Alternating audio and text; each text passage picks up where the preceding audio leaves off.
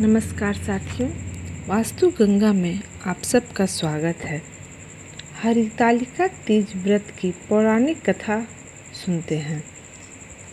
यह हरितालिका व्रत कथा शिव जी ने ही माँ पार्वती को सुनाई थी। शिव भगवान ने इस कथा में माँ पार्वती को उनका पिछला जन्म याद दिलाया था। तो आइए सुनते हैं यह कथा विस्तार से।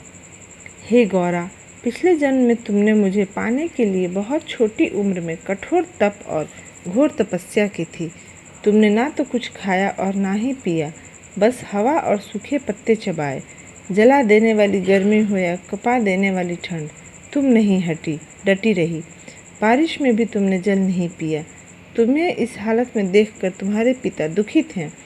उन्हें दुखी देखकर नारद मुनि आए और कहा, मैं भगवान विष्णु के भेजने पर यहाँ आया हूँ। वह आपकी कन्या से विवाह करना चाहते हैं। इस बारे में आपकी राय जानना चाहता हूँ। नारद जी की बात सुनकर आपके पिता बोले, अगर भगवान विष्णु यह चाहते हैं तो उन्हें कोई आपत्ति नहीं, परंतु जब तुम्हें इस बात के बारे में पता चला तो तुम दुखी हो गई।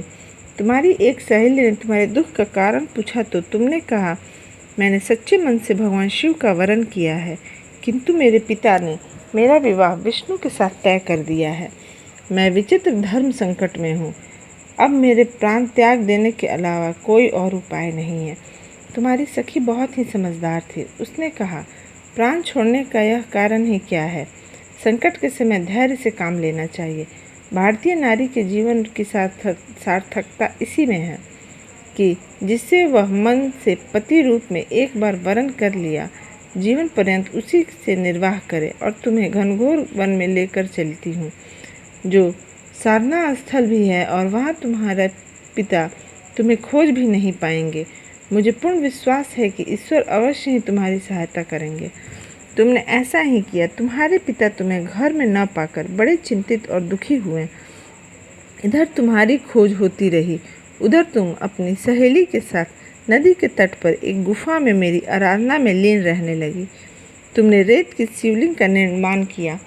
तुम्हारी इस कठोर तपस्या के प्रभाव से मेरा आसन हिल उठा और मैं शीघ्र ही तुम्हारे पास पहुंचा और तुमसे वर मांगने को कहा।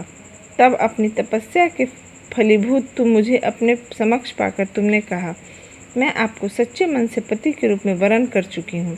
यदि आप सचमुच मेरी तपस्या से प्रसन्न होकर यहाँ पधारे हैं तो मुझे अपनी अर्धांगिनी के रूप में स्वीकार कर लीजिए। तब तथास्तु कहकर मैं कैलाश पर्वत पर लौट आया। उसी समय गिरिराज अपने बंधु बांधवों के साथ तुम्हें खोजते हुए वहां पहुंचे। तुमने सारा वृतांत बताया और कहा कि मैं घर तभी जाऊंगी अगर आप महादेव से मेरा विवाह करेंगे। तुम्हारे पिता मान गए और उन्होंने हमारा विवाह करवाया। इस व्रत का महत्व यह है कि मैं इस व्रत को पूर्ण निष्ठा से करने वाली प्रत्येक स्त्री को मन वांछित फल देता हूँ। इस पूरे प्रकरण में तुम्हारी सखी ने तुम्हारा हरण किया था, इसलिए इस व्रत का नाम हरितालिका व्रत हो गया।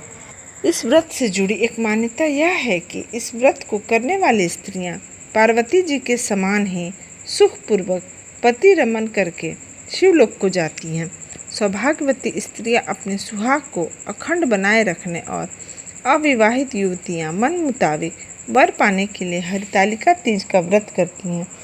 इस दिन व्रत करने वाली स्त्रियां सूर्योदय से पूर्व ही उठ जाती हैं और नहाकर अपना पूरा श्रृंगार करती हैं। पूजन के लिए केले के पत्ते से मंडप बनाकर गौरी शंकर की प्रतिमा स्थापित की जाती है। इसके साथ पार्वती जी को सुहाग का सारा सामान चढ़ाया जाता है। रात में भजन कीर्तन करते हुए जागरण कर 3 बार आरती की जाती है और शिव पार्वती विवाह की कथा सुनी जाती है। इस व्रत के व्रती को शयन का निषेध है। इसके लिए उसे रात्रि में भजन कीर्तन के साथ रात्रि जागरण करना पड़ता है। प्रातः काल स्नान करने के पश्चात श्रद्धा एवं शक्तिपूर्वक किसी सुपात्र सुहागिन महिला को श्रृंगार सामग्री, वस्त्र, खाद्य सामग्री, फल, मिष्ठान एवं यथाशक्ति आभूषण का दान करना चाहिए। रेत के शिवलिंग बनाए हैं तो उसका जलाशय में विसर्जन किया जाता है और खीरा खाकर व्रत को संपन्न किया जाता है। ये रही हमारी हरितालिका व्रत की कथा। धन्यवाद।